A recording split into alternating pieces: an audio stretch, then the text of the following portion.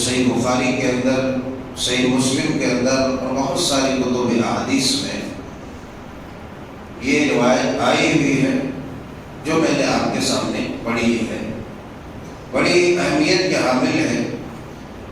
حضرت ابو ہریرہ رضی اللہ تعالی عنہ بیان فرماتے ہیں کہ رسول اکرم صلی اللہ علیہ وسلم نے ارشاد فرمایا، لولا ان اشق علی امتی لامرتهم بالسواک مع كل صلاة وفي روایت اخرى مع كل وضوء۔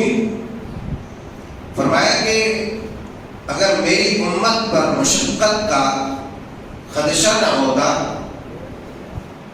مجھے اس بات کا ڈر نہ ہوتا کہ میری امت پر یہ عمل گرا گزرے گا، بہت دشوار گزار ہوگا،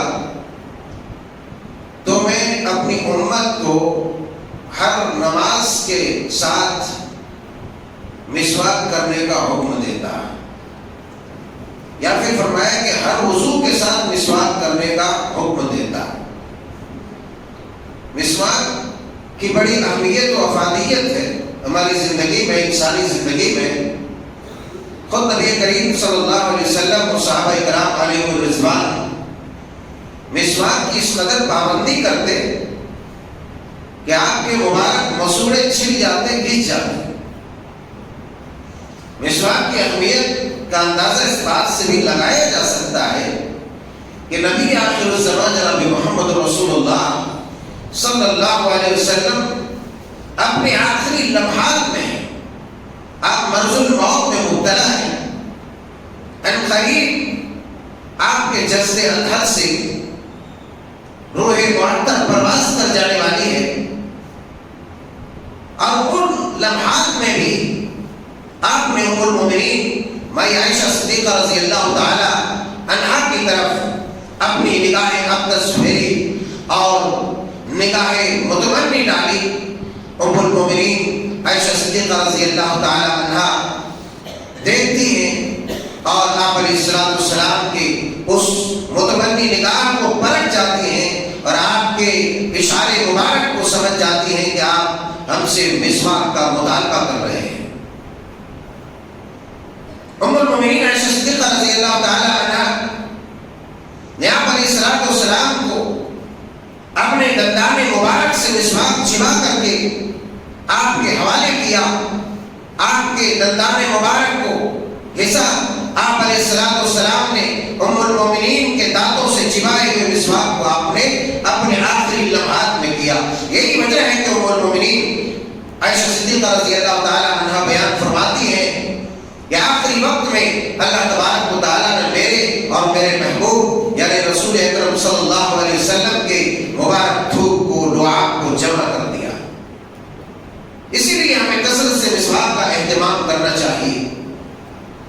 دن دن گزر جاتا ہے، مسواک نہیں کرتے، برش کرتے ہیں، اس کا متبادل ہے، اچھی بات ہے، مگر آج بھی اگر سائنسی اعتبار سے دیکھا جائے، طبی اور میڈیکلی اعتبار سے دیکھا جائے، تو جو برش ہم کرتے ہیں، ٹوتھ پیسٹ کرتے ہیں، یہ مسواک کا متبادل تو ہے، مگر مسواک کی فضیلت کو، اہمیت کو یہ نہیں پہنچ سکتا۔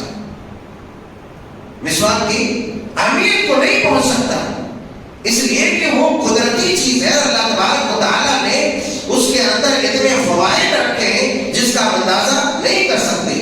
اس ضمن میں نے سعودی عرب کے ایک ڈاکٹر، بڑے ریسرچر کا ایک نوٹ میں نے نقل کیا ہے، جس میں پیلو کے مسواک کے بارے میں ڈاکٹر عبدالحمید مسعود السعید نے اپنی تحقیق پیش کی ہے۔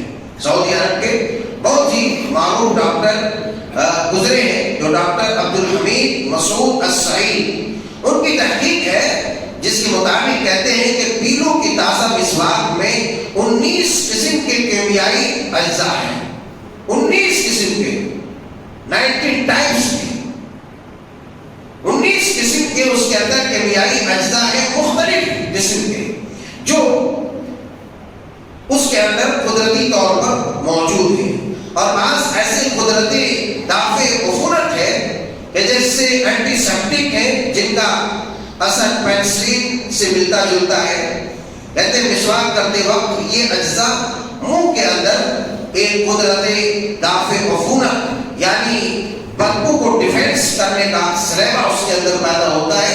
اس کے اندر بدبو کو ظاہر کرنے کی ایک قوت پیدا ہوتی ہے اور جراثیم کشفی ہوتی ہے.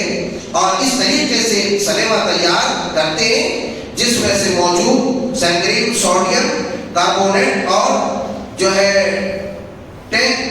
ایسڈ دانتوں میں پیدا ہونے والے نقصان دہ جراثیم بیکٹیریا کو ہلاک کر کے مسوڑوں سے خون یا پیپ وغیرہ کا بہنا بند کرتے ہیں.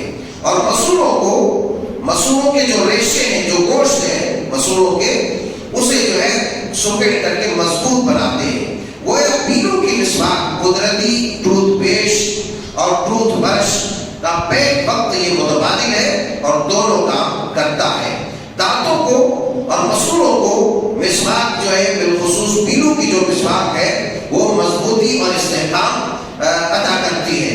اللہ تبارک و تعالیٰ نے اس کے اندر کئی طرح کے خزانے جمع کیے ہوئے. اس کے علاوہ پینوں کے علاوہ بھی کسی بھی چیز کے مسواک ہو وہ بڑے ہی نفع بخش ہیں اور ہمیں اس کا اہتمام کرنا چاہیے. شریعت میں طہارت و نظافت کو بڑا پسند کیا ہے. مسواک کا حکم صرف جو ہے دانتوں اور مسوڑوں کی مضبوطی کے لیے نہیں بلکہ جو شرعی فائدے اس کے اندر ہے اس شرعی فائدے کے ساتھ ساتھ ہمارے جو روزے مرہ میں بعض دفعہ مسوڑوں کے اندر کھانے پینے کی چیزیں پس کر کے رہ جاتی ہے جس کی وجہ سے سڑنے کی وجہ سے بدبو پیدا ہوتی ہے اور پھر اسی طریقے سے اس کے اندر کیڑے لگتے ہیں تو یہ بدبو بھی ظاہر کرتی ہے. اس لیے کہ جب ہم سماج میں دوسرے سے ملنا جلنا اٹھنا بیٹھنا گفت و شنید کا معاملہ کرتے ہیں تو ہمیں جو ہے ایک دوسرے سے کراہت اور ناپسندیدگی کا سامنا کرنا پڑتا ہے. کیوں؟ منہ سے بدبو آتی ہے. کس وجہ سے؟ ہم کثرت سے برش نہیں کر رہے ہوتے یا پھر مسواک نہیں کر رہے ہوتے اس کی وجہ سے. لہذا کم از کم بالخصوص ان ایام میں جب آپ کھانے پینے سے رکتے ہیں روزوں کا اہتمام کیے ہوئے آپ کو کثرت سے مسواک کرنی چاہیے.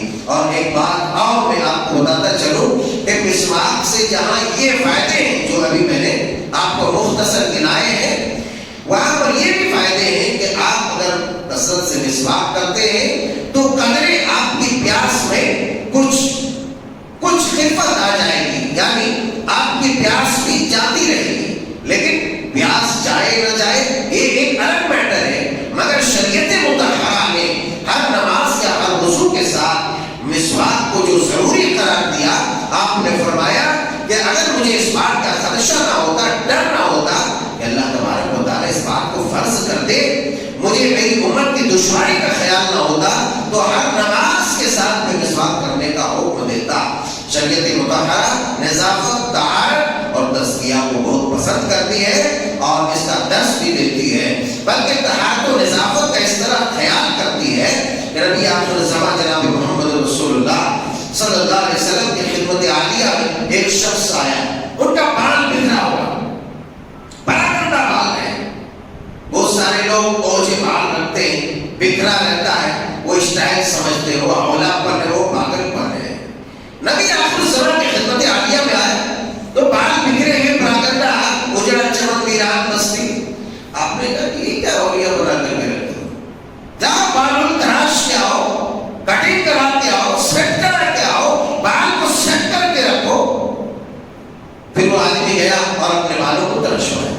اسی طریقے سے ایک اور آدمی آئے اسی حالت میں آپ علیہ السلام نے پوچھا تمہارے پاس کچھ ہے مال دولت؟ کہا کہ میرے پاس سب کچھ ہے. میرے پاس سب کچھ ہے بھیڑ ہے بکریاں ہیں اونٹ ہے گھوڑے ہیں میں صاحب ثروت ہوں. کہا تمہارے اوپر ثروت کی کوئی علامت نہیں ہے یعنی اللہ تبارک و تعالیٰ نے جو نعمتیں کی ہے ان نعمتوں کا اثر تمہارے اوپر ظاہر ہونا چاہیے. وَأَمَّا بِنِعْمَةِ رَبِّكَ فَحَدِّثْ کہتے یعنی صاف ستھرا رہو اچھے کپڑے پہنو اچھا لباس پہنو ستھرا نتھرا کپڑا پہنو